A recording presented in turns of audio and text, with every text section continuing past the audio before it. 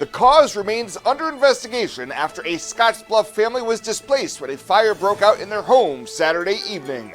KNEB.TV News starts right now. From your trusted source for news in western Nebraska and eastern Wyoming, this is KNEB.TV News. Presented by Platte Valley Companies, premier provider of financial services. Hello, I'm Ryan Murphy. This is KNEB.TV News powered by Platte Valley Companies. Thanks for joining me. And our top story, Scottsbluff Fire Chief Tom Shingle says firefighters responded to a structure fire in the 1200 block of East 38th Street at approximately 6:30 p.m. Saturday, with the crew of the first engine initiating an interior fire attack. The fire quickly spread to the attic, forcing crews to shift to defensive operations, with Tower 1 used to apply water from an elevated position, while hand lines to lob water through the soffits. It took approximately 1 hour to control the flames to a point where crews could re-enter the structure to fully extinguish the fire. Fortunately, no one was home at the time. A cat was rescued and was returned to the owners, and there were no injuries as crews cleared the scene around 10 p.m. Well, Scottsbluff firefighters were also out in full force Friday morning for a house fire call on West 15th Street. Shortly before 9 a.m., crews were dispatched to a home about a quarter mile from the Hunts Acres Community Center on the west edge of town. According to Fire Chief Tom Shingle, the initial units arriving on scene found a small fire on the exterior of the home, which was under control in just a few minutes. Crews were on scene for a little more than an hour and 15 minutes, the majority of which was spent ventilating smoke and ensuring no extension into the home. Shingle says there was no damage to the interior of the home and no injuries occurred, with the fire deemed to have been due to a faulty electrical connection. Gering Fire also responded to the scene to provide mutual aid as needed. And a rural Gering woman has been found safe following the activation of a Nebraska Endangered Missing Advisory that was issued Sunday morning. Scottsbluff County Sheriff Mark Overman says 74-year-old Pamela Fisher was located in her vehicle off a roadway south of Chimney Rock. Fisher had been last seen Saturday evening after she had missed her turn heading into McGrew, and her husband could not locate her by the time he had realized she was missing. Overman says Fisher suffered minor injuries and was taken by Airlink to Regional West Medical Center. We'll have more news right after this. The journey of a dream becoming reality. When we're young, a dream develops into a passion. That passion continues to manifest and grows as you do. It becomes all you want to do and all you want to be. It gives you direction. It drives you. Then, your dream has become a reality. When that dream is ready to be reality, Platte Valley Bank will be with you every step of the way.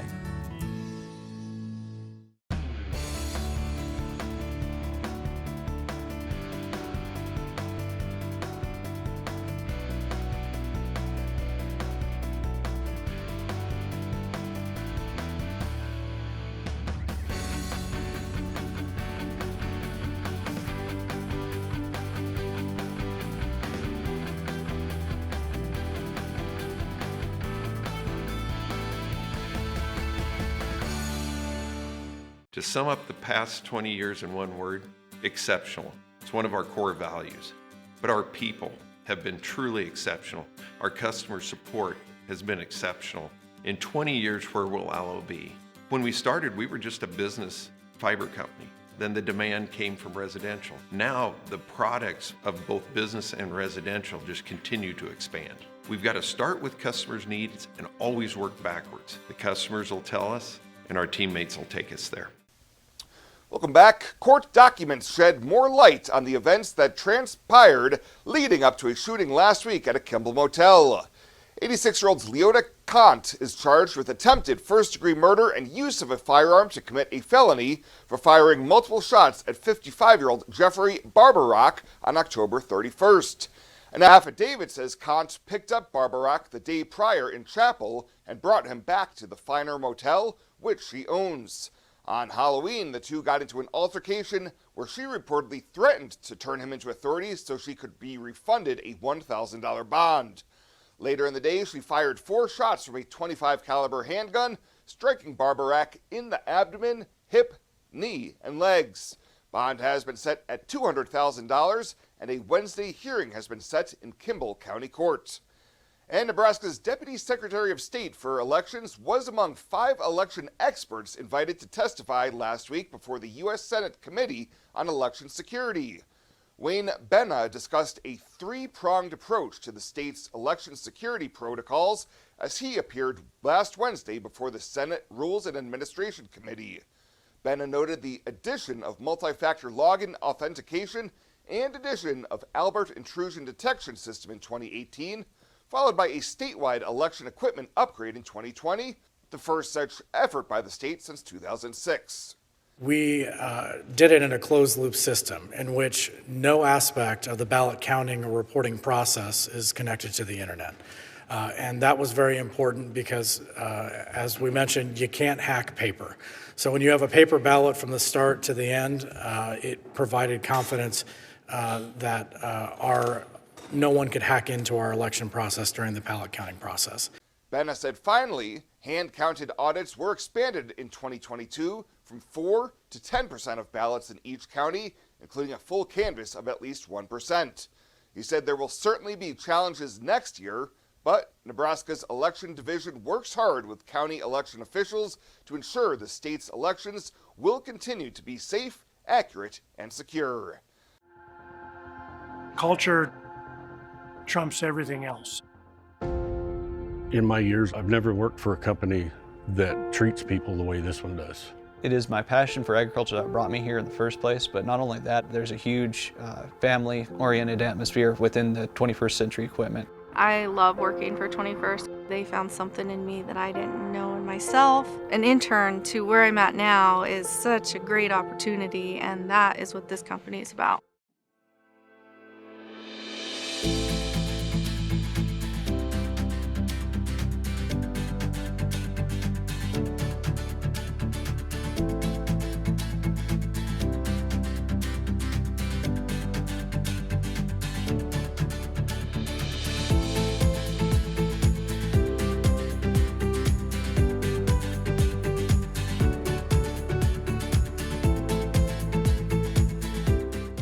Are you looking for the perfect place to hold a wedding, family reunion, holiday office party, or business meeting?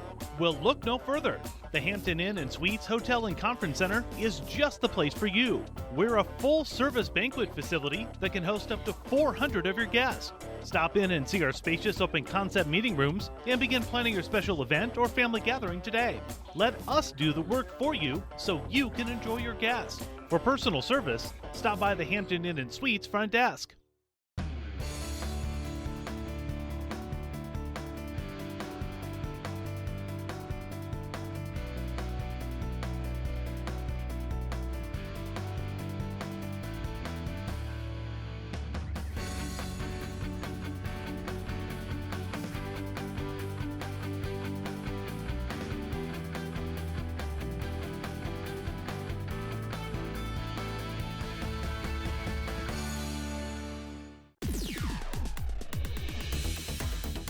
Now, sports from the FNBO Sports Desk.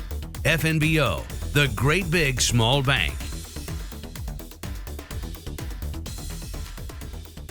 Some recaps and some look-aheads as we open up a brand new work week. Let's start with last Friday in that big Class B quarterfinal football game for Scottsbluff. The Bearcats fall on the road against Elkhorn North 35-16, an early muff punt. North dominated early field position, and then some big plays in the passing game for the Wolves all equaled the end of the line for Bearcat football this season. Scottsbluff ran for just 138 yards against Elk North. The Bearcat defense allowed just 250 yards of total offense, but North connecting on a pair of second-half touchdown passes to put it out of reach. Elk North will play Bennington in one semifinal game on Friday, while Waverly hooks up with Omaha Scott in the other semi in Class B. on Friday. Elsewhere in playoff football, Mitchell lost at Ord on Friday in the C2 quarterfinals. Some big winners. How about Torrington knocking off previously unbeaten Mountain View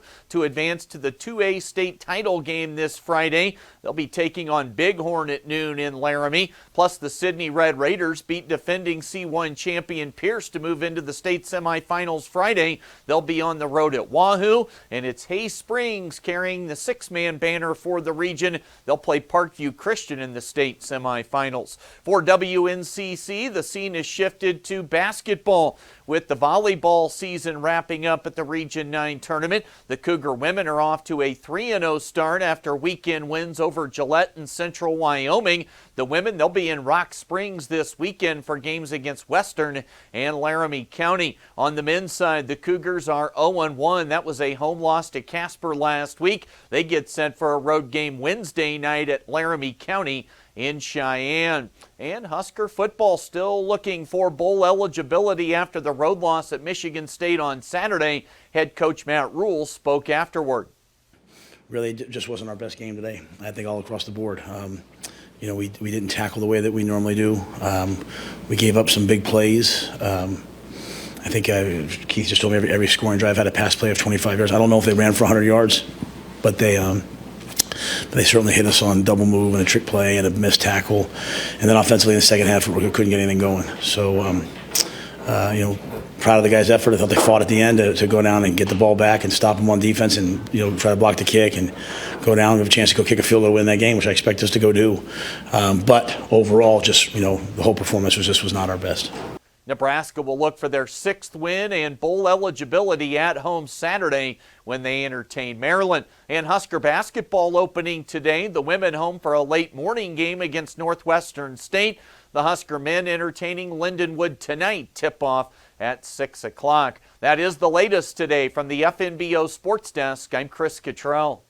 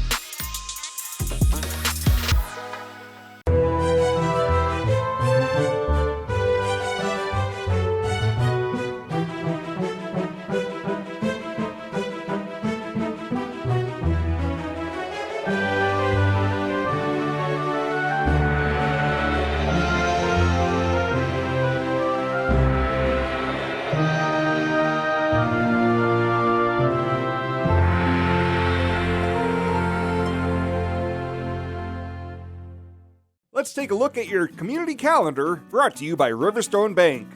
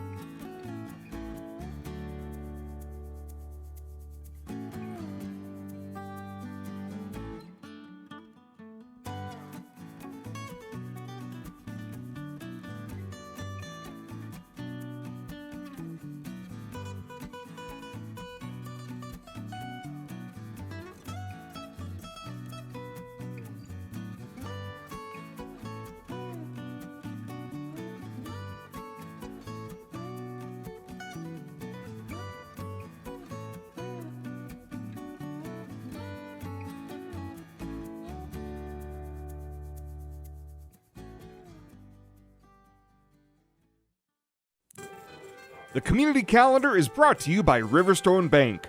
We're local and we love our community. Fly United Airlines, operated by SkyWest with Western Nebraska Regional Airport.